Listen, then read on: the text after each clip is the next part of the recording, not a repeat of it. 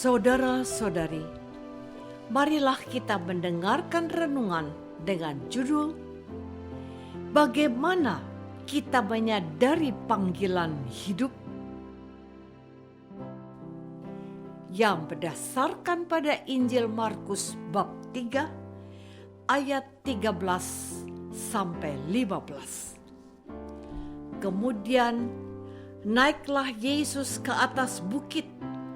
Ia memanggil orang-orang yang dikehendakinya, dan mereka pun datang kepadanya.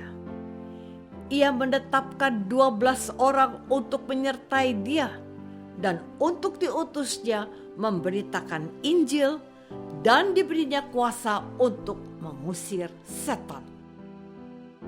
Dalam nama Bapa dan Putra dan Roh Kudus. Amin. Saudara-saudari terkasih dalam nama Tuhan Yesus Kristus.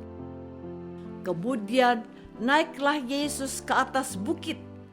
Ia memanggil orang-orang yang dikehendakinya, dan mereka pun datang kepadanya. Ia menetapkan 12 orang untuk menyertai dia, dan untuk diutusnya memberitakan Injil, dan diberinya kuasa untuk mengusir setan. Ke-12 orang yang ditetapkannya itu ialah Simon yang diberinya nama Petrus, Yakobus anak Zebedeus, dan Yohanes saudara Yakobus, yang keduanya diberinya nama Boanerges, yang berarti anak-anak guru. Selanjutnya Andreas, Filipus, Bartolomeus, Matius, Thomas, Yakobus anak Alfius, Tadeus, Simon orang Selot, dan Yudas Iskariot yang mengkhianati dia.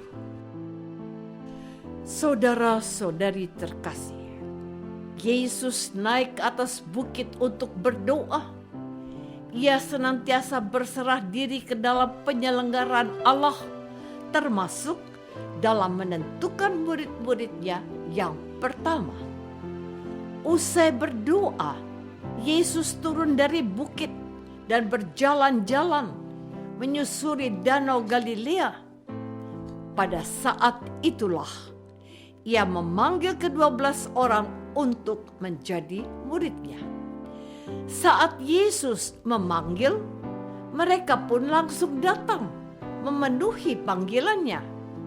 Mereka langsung meninggalkan segala sesuatu yang ada pada mereka saat itu, antara lain perahunya, pekerjaannya, dan ayahnya.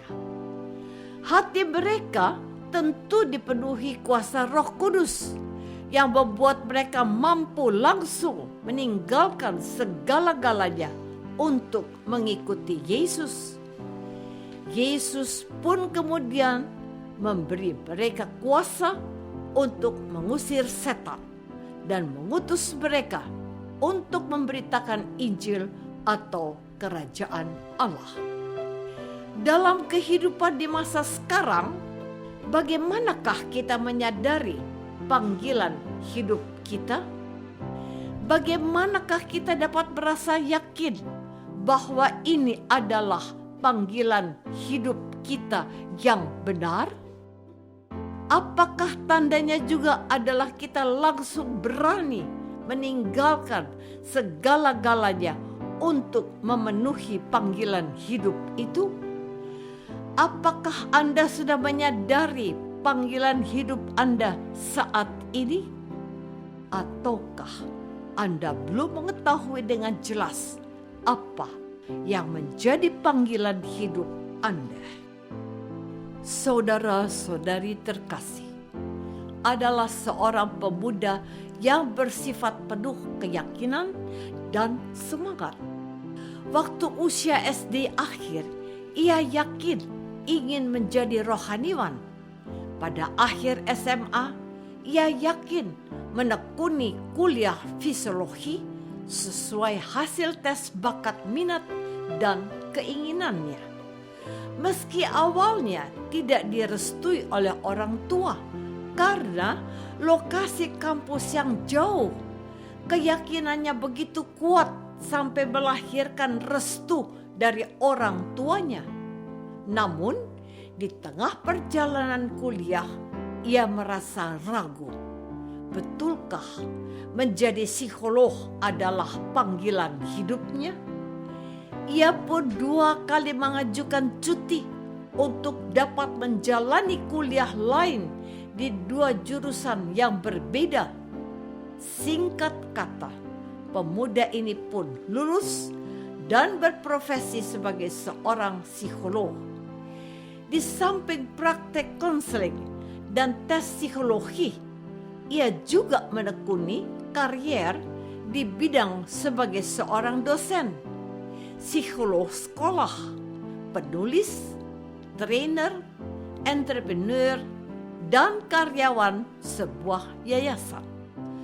Lika-liku perjalanan kariernya ternyata kembali menghadapkan ia kepada sebuah pertanyaan.